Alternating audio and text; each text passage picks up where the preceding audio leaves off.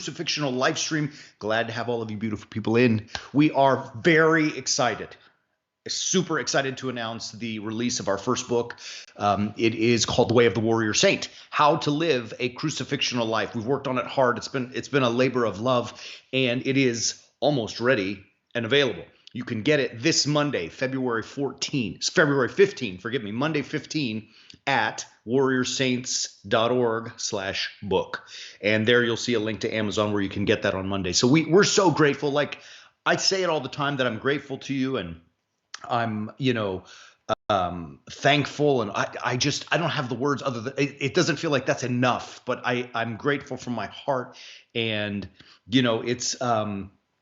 I'm overwhelmed by you beautiful people. So I thank you all. We are, life is interesting, and there's a lot of changes going on in life. And, with that, I thought, let's talk about change today. Let's find a way to deal with change, because it's inevitable to come to us. And sometimes change is uncomfortable. And we may have changes in our relationship status. Maybe some people have estranged relationships, or sadly have ended a relationship in divorce, or even a dating relationship has broken.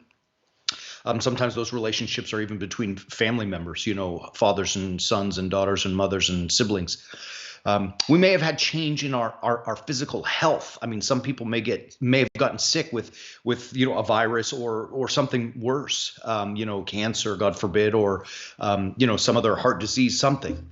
We may have had changes in our work life. I mean, I know a lot of people have lost their jobs. Their business owners small business especially, have suffered because of the quarantines and the lockdowns of the pandemic.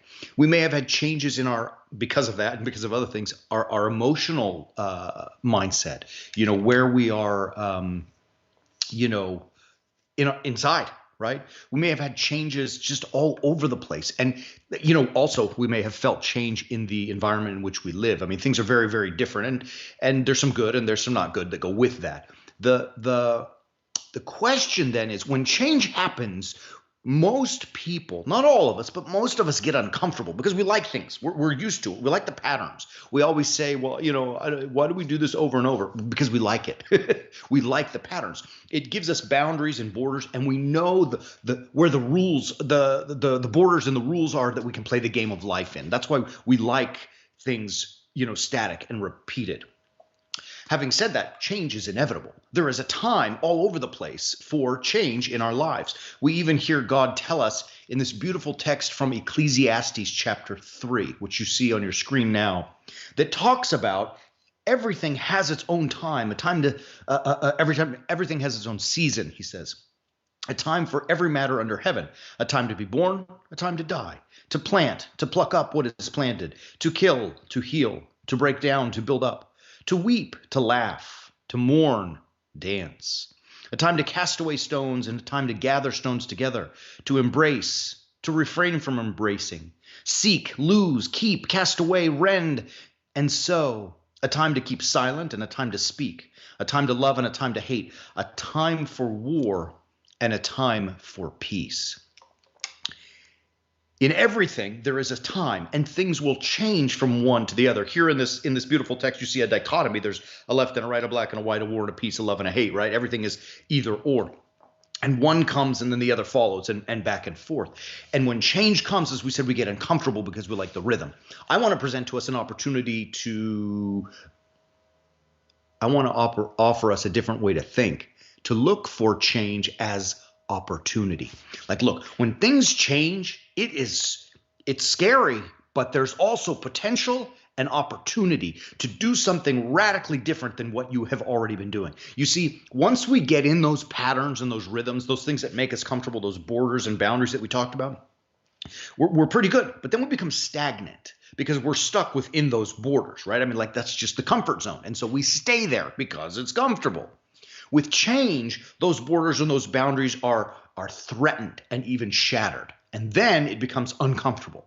What I'm saying is that in that discomfort is an opportunity to grow, to get better, to be stronger, to do new things. Yeah, you're going to fail in some of them. Believe me, you fail when you try new things. But it's in that effort and in that failure that you say, This is new. This is different. This is better. Let's go get some, right? And so I want to put it out there that rather than tell yourself change is bad, it is an opportunity. Now, let me just real quick caveat. Some changes are bad, and we don't want to make change just for the sake of saying we changed. Obviously, those old trite maxims are true.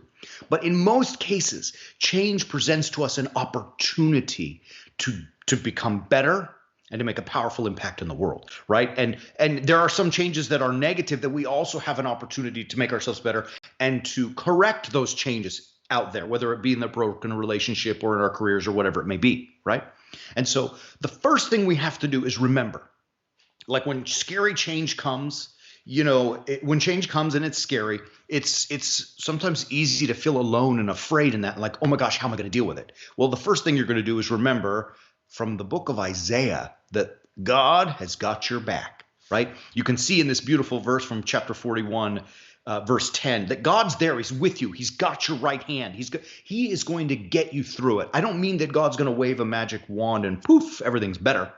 That's not how God works. But it is to say that if you live and abide by God's way, his commandments, what we call the way of the warrior saint, it's going to work. It might be hard, sure is, but it's going to work. And he's right there in truth to help you through, and that should give us comfort. It gives me comfort. I know that in all the hardships I faced in my life and all the challenges, I could not have done it without God. I really couldn't. I probably couldn't have done it, without God and a bunch of people around me. But for sure, God is the main player in my story. You understand? And he is in yours as well. And so trust it. It's not going to be easy.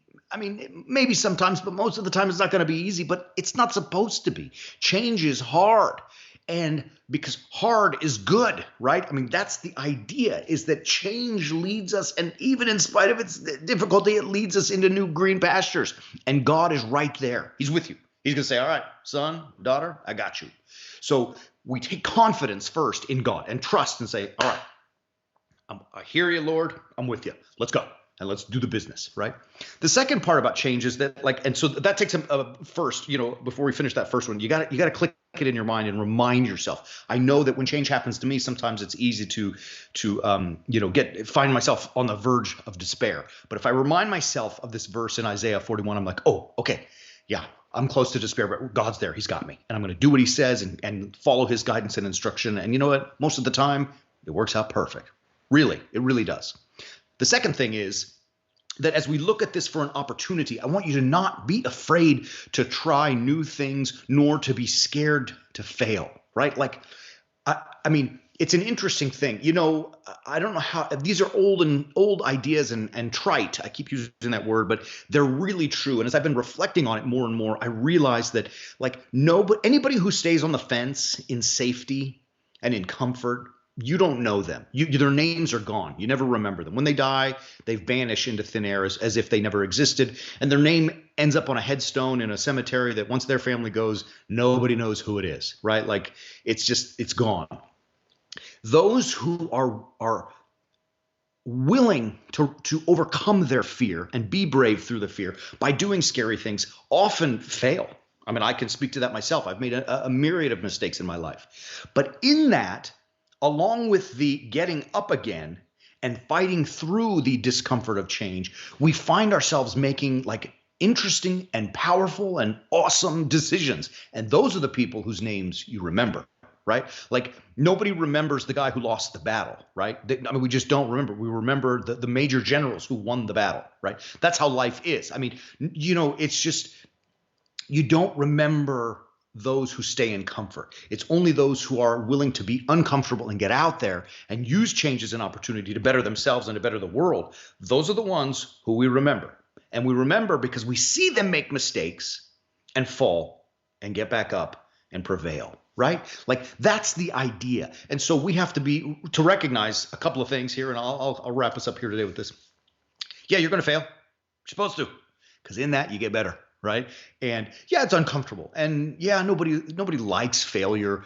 But remember, we're not looking to succeed in the beginning. We're looking to succeed in the end. And so that failure and that persistence will get us there. Do you understand it? It's awesome. And so I want to encourage you guys, don't you dare quit on this. Remember, when change comes, it is up to you to decide whether you are going to let it overcome you and lead you into despair, or you're going to get up and be a positive force and a positive change. Remember, Isaiah 41, God's got you. If you do what he asks and abide by his commandments, live his life, it will work, right? And remember that failure is good only because it leads to new thought, new ideas, and new challenges, and we push forward. And it's, it's just, it is what it is. It is the way, the way of life. And with all of that being said, as you journey on this and as you're struggling through the changes that you see in your world and your environment, you don't have to do that alone. In fact, God is here to guide you. I mean, God has given us in his holy scriptures, his teachings on how to live that. And at the Warrior Saints movement, we spend all of our time, like all of our time working on how to get that out there and to teach that in a way that's palatable, that we can understand and implement in our lives immediately. And so join us at warriorsaints.org. It's awesome, and it's growing because it's not anything that we do. It's because God's hand's behind it, and he sprinkles a little salt and pepper of blessings all over it, and it just, boom, it grows. It's because of God, not because of us, but we do show up to do our part. Visit us at warriorsaints.org. Subscribe to The Way of the Warrior Saint. You can also find there some information about our new book that's coming out on Monday, February 15th. We appreciate you, beautiful people.